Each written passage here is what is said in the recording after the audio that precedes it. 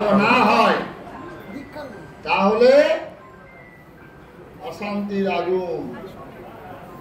এই জন্য এই মুখের কথাতেই কোটি কোটি টাকার ব্যবসা হচ্ছে।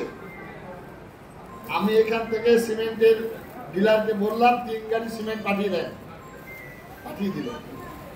টাকা পয়সার কোনো সম্পর্ক নেই। তাহলে মুখের ভাষা, সত্য কথা রুষ্ট হলে উল্টা পানে ঢায়, এমন ভাবে কইবি কথা যেন লেগে থাকে গায়ে। এই কথার জন্য জগৎ চলছে, আবার এই কথার জন্য মানুষ আত্মহত্যা করছে, মারামারি হচ্ছে, খুনোখুনি হচ্ছে।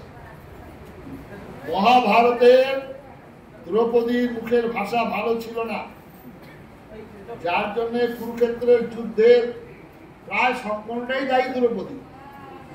কৃষ্ণ বলছেন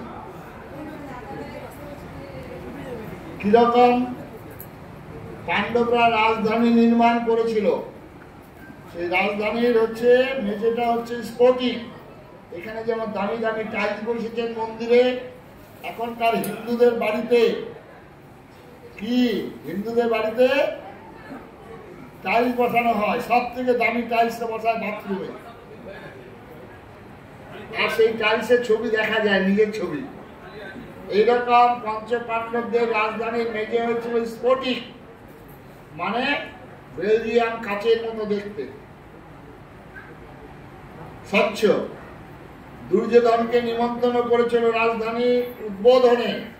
আমরা যেমন বাড়ি উদ্বোধন করার সময় আত্মীয় স্বজন, বন্ধু বান্ধব, পাড়া প্রতিবেশীদের আমন্ত্রণ জানাই, তেমনি এসেছিল। আর দুর্যোধন এসে সেই মেঝেতে পা দিতে গিয়ে বেচারি পড়ে গিয়েছিল। দ্রৌপদী কি বলেছিল? এই যে মহিলা মহল, কি বলেছিল দ্রৌপদী? আন্ধা কা বেটা আন্ধা। বলা ঠিক হয়েছে? হ্যাঁ, এখন আপনি বলছেন এখনকার যুগে, আর তখন দ্রৌপদীর মতো কোন মেয়ে এই কথা বলেছে। প্রথমত হচ্ছে নিমন্ত্রণ অতিথি, দ্বিতীয় হচ্ছে রাজা রাজপুত্র, তৃতীয় হচ্ছে সম্পর্কে ভাসুর বয়সে বড়। তাহলে আপনারা জানলেন, এই দীক্ষা নেওয়ার পর আপনার এই নিয়ম কানুন পালন করলে আপনার ব্যক্তির জীবনের পরিবর্তন আসবে। সাধু বাবা দীক্ষা নিলাম, কিছুই হলো না। এই যে বেশিরভাগ লোকে বলে, 99% লোকে এই কথা বলে। না হওয়ার কারণ পরীক্ষা ফেল, স্কুলে ভর্তি হলো, বই কিনে দিল, পেট পুড়ে ভাত খেয়ে স্কুলের টাইমে চলে গেল, কিন্তু সেখানে গিয়ে পড়াশোনা করলো না। দীক্ষা নেওয়ার পর এই নিয়ম কানুন যদি পালন করেন, বাড়িতে রোগ শোক দুঃখ জ্বালা কম হবেই।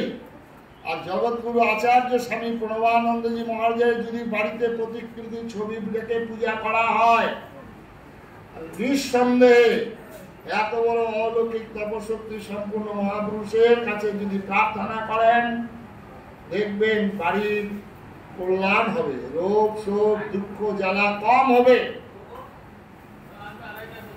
সর্বোপরি বাড়িটারও পরিবর্তন হবে। আজ থেকে 10 দিন আগে যে বাড়িতে এসেছিল আপনার আত্মীয়, আবার 10 দিন পরে যখন আপনার বাড়িতে আসবে, তখন বলবে, বাহ, বাড়িটার তো পরিবর্তন লাগছে।